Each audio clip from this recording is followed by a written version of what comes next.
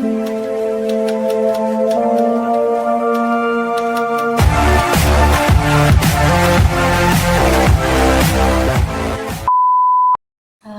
warahmatullahi wabarakatuh. Nama saya Melisa. Saya moderator dari kelompok 12. Di sini kami akan membacakan isi dari materi makalah kami yang berjudul tentang manajemen wakaf. Sebelumnya, marilah kita berserah diri kepada Allah Subhanahu wa taala dengan membacakan lafaz basmalah. Bismillahirrahmanirrahim. Baik, saya akan langsung saja membacakan materinya dimulai dari pengertian wakaf. Wakaf merupakan suatu perbuatan sunnah untuk tujuan kebaikan seperti membantu perkembangan sektor keagamaan, baik pembangunan di bidang materi maupun spiritual. Wakaf tidak hanya untuk fakir miskin saja, tetapi juga menjadi modal dalam membangun lembaga pendidikan, membangun perpustakaan, dan mengaji para staf. Dengan begitu, antusias masyarakat kepada pelaksanaan wakaf ini telah menarik banyak perhatian negara untuk mengatur pengelolaan wakaf.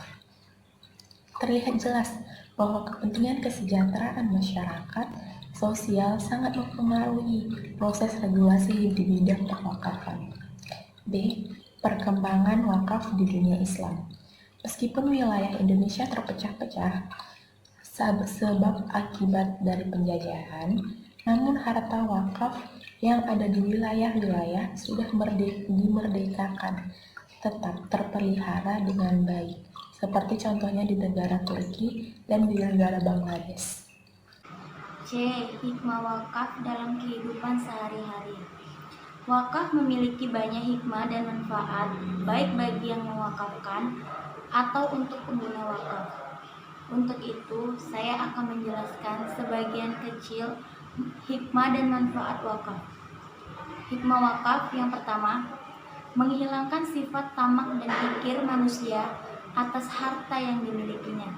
Yang kedua, menanamkan kesadaran bahwa di dalam setiap harta manusia itu, meski telah menjadi milik seseorang yang sah, tetapi masih ada di dalamnya harta agama yang mesti diserahkan sebagaimana halnya juga zakat. Yang ketiga, menyadarkan seseorang bahwa kehidupan di akhirat memerlukan persiapan yang cukup. Maka persiapan bekal itu diantaranya adalah harta yang pernah diwakafkan. Yang keempat, dapat menopang dan menggerakkan kehidupan sosial kemasyarakatan umat Islam, baik aspek ekonomi, pendidikan, sosial budaya, dan lainnya. Manfaat wakaf. 1. Melatih jiwa sosial dan membantu yang kesulitan. Berwakaf menjadi salah satu sarana untuk melatih jiwa sosial bagi kita yang memiliki harta benda lebih banyak, bisa memberikan kepada kaum yang tidak mampu atau kesulitan, misalnya lewat tanah yang kita wakafkan untuk orang yang tidak memiliki tempat tinggal, dan lain sebagainya. Yang kedua, belajar bahwa harta benda di dunia ini tidak kekal. Dengan berwakaf, kita belajar bahwa harta yang kita miliki harus dibagi dengan orang lain. Ada sebagian hak orang lain dalam harta kita. Kehidupan akhirat yang kekal bisa diselamatkan lewat kehidupan di dunia. Wakaf membantu kita untuk mendapatkan kehidupan akhirat yang lebih baik. Yang ketiga, amalan tidak terputus. Amalan wakaf tidak akan terputus meski sudah meninggal dunia, jika dikelola terus-menerus.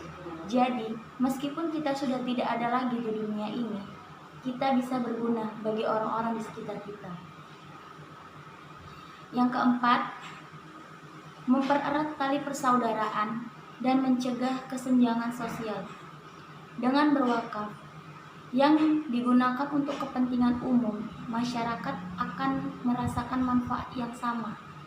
Orang yang kekurangan bisa menikmati sama-sama, dan orang yang lebih berada juga bisa berbagi, sehingga kesenjangan sosial akan semakin kecil dan tali persaudaraan akan terasa lebih erat.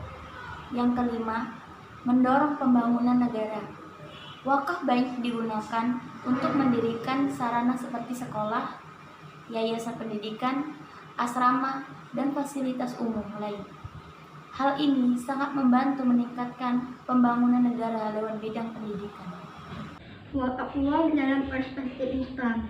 Wahbat Juhaini menjelaskan bahwa ulama Masjid Maliki memperbolehkan wakaf uang, mengingat manfaat uang masih dalam cakupan hadis Nabi Muhammad SAW dan benda sejenis yang diwakafkan oleh para sahabat seperti baju perang, binatang, dan harta lainnya, serta hal tersebut mendapat pengakuan dari Rasulullah SAW.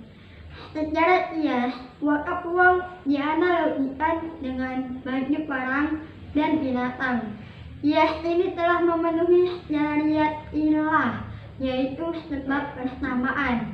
Terdapat dalam kias dan yang kiasan atau majlis dan majlis alaih, yaitu sama-sama benda bergerak dan tidak kekal yang mungkin dapat rusak dalam waktu tertentu. Bahkan wakaf uang jika dikelola secara profesional memungkinkan uang yang diwakafkan kekal selamanya.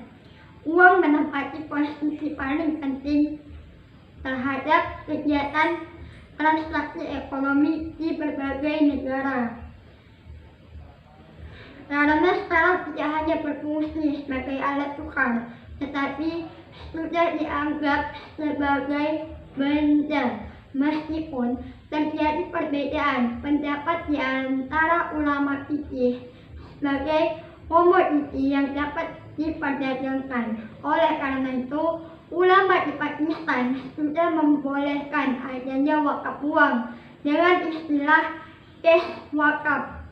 Wakaf al-nuqud yang diterjemahkan di dalam bahasa Indonesia menjadi wakaf uang.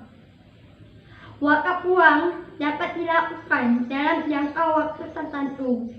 Uang yang diwakafkan harus dijadikan modal usaha atau ras al-mal, sehingga secara hukum tidak habis sekali pakai, dan yang disedekahkan adalah hasil dari usaha yang dilakukan.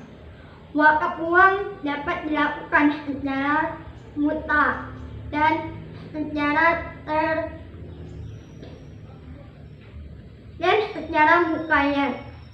Wakaf uang secara mutlak dan terbatas atau muqayyad dari segi utama yang dilakukan oleh nazir, yaitu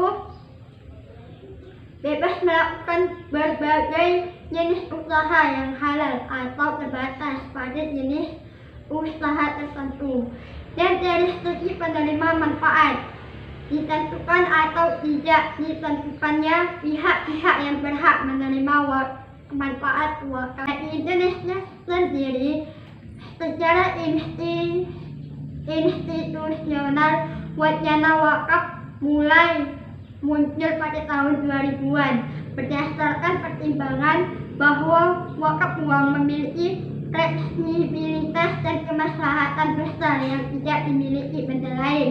Di beberapa negara yang berbentuk muslim, objek wakaf tidak lagi didominasi dan hanya terbatas pada benda tidak bergerak seperti tanah dan bangunan.